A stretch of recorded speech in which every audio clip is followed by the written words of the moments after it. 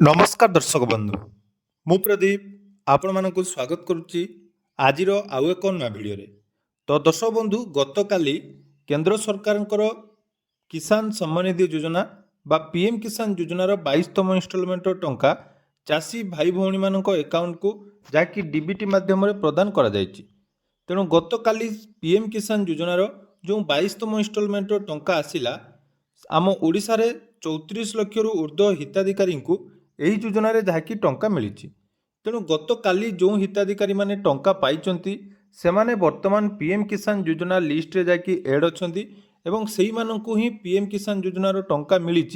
जो मानकर पूर्वरु पीएम किसान ले 21तम इनस्टॉलमेंट टंका मिलिथिला बा से माने पीएम किसान योजनार जो पीएफएमएस स्टाटस चेक कला परे तांकर बैंक रो जो डिटेल्स आपण मानकर पूर्वरु वेरीफाई हेतिला तो सही हिताधिकारी टंका जहाँकि गत काली आसीची।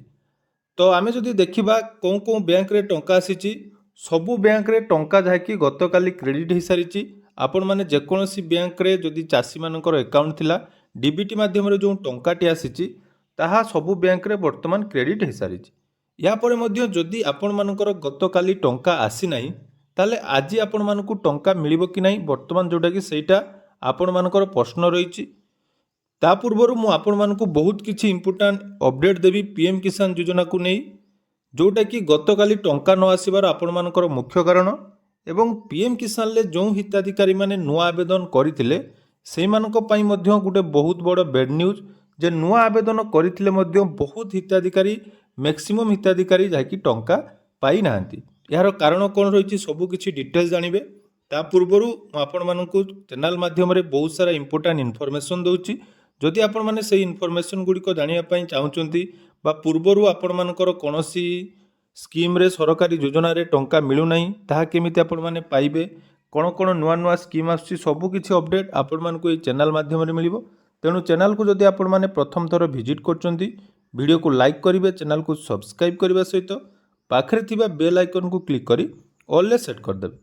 सर्वप्रथम देखंतु गत काली जो टंका आसीची सबु बैंक रे टंका क्रेडिट हो सारिची। आईपीबी बा इंडिया पोस्ट पेमेंट बैंक ठू आरंभ करी Airtel payment bank SBI PNB bank of Baroda इको बैंक यूनियन बैंक सबुकिछि बैंक रे टंका क्रेडिट हो सारी। केवल गोटे बैंक रो हिताधिकारी माने टंका पाई नाहंती जोटा कि सेमानकु आज मिलिबो। से बैंक रो नाम रहिछि हमर ओडिशा ग्रामीण बैंक। मन रखंतु ओडिशा ग्रामीण बैंक ओजीबी बा पूर्वर जो मानकर उत्कल ग्रामीण बैंक थिला वर्तमान ता ओजीबी रे कन्वर्ट हेछि। तेणु ओजीबी जो अकाउंट मानकर बा जो हिताधिकारी मानकर डीबीटी एक्टिव अच्छी से टंका आज आसो यहाँ आपण मैंने जानती कारण ओजीबी रे टिके टंका आसबार विलंब हुए।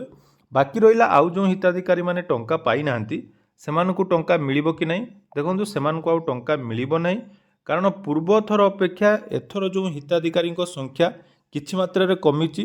पूर्वर आमर 35 लाख रु समथिंग जाकि हिताधिकारी को मिलुथिला किंतु जोटा कि वर्तमान 34 लाख रे पहुंची।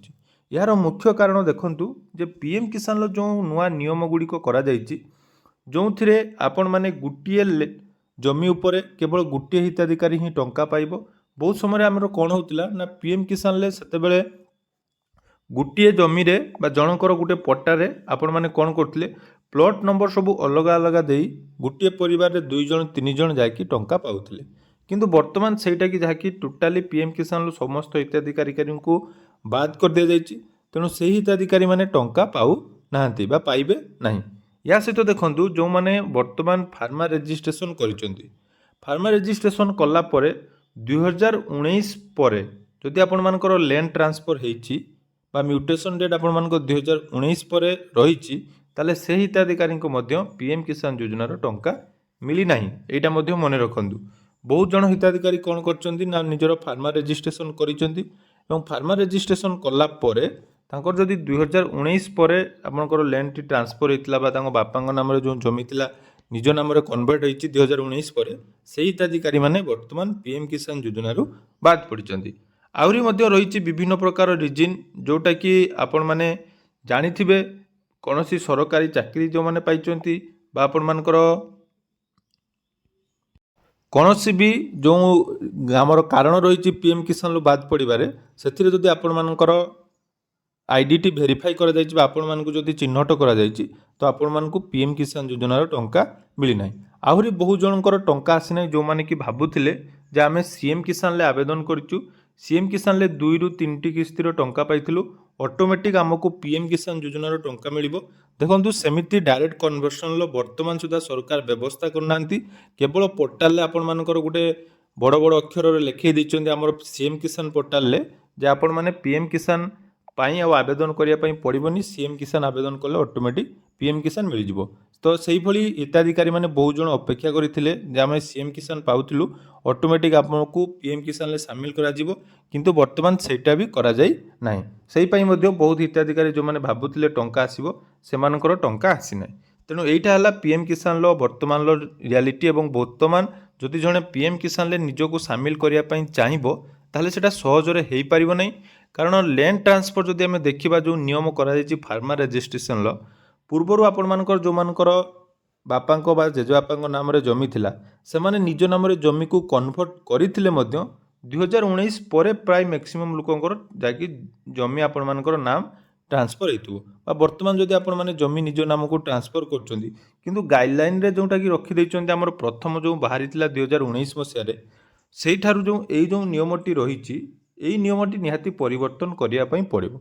ए दिगरे मध्य सरकार तरफ कौन पदक्षेप नहीं चाषी मानकर जो असुविधा रोची ग्रासरूट लेवल रे ताहा कई बर्तमान बुझीपारू ना। तेणु नुआ हिताधिकारी को टंका मिली ना और पुराणा हिताधिकारी यही सब नियम पर टंका जहाँकि कटिची। तेणु आज केवल से हिताधिकारी मानक टंका मिल जो मानकर ओजीबी बा ओडिशा ग्रामीण बैंक रे अकाउंट अच्छी। तेणु ओडिशा ग्रामीण बैंक रे आपण मानकर अकाउंट थिले आज आपण माने 10टा ରୁ 12ଟା भितर आपण मानकर टंका क्रेडिट होबो।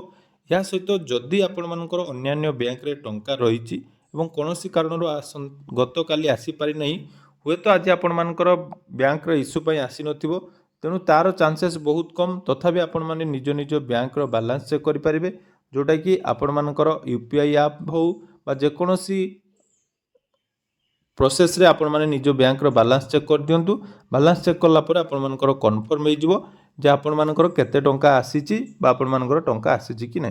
या सहित जो मानकर पेंडिंग थिला निजर सब डिटेल्स क्लियर करचंती जेमिति आपण मानकर डीबीटी इश्यू थिला बा आपण मानकर लैंड सीडिंग इश्यू थिला से सब क्लियर कला परे मध्य काली हिताधिकारी मानकु 4000 6000 एवं 8000 टंका पर्यंत जाकी पेंडिंग पेमेंट आसीची।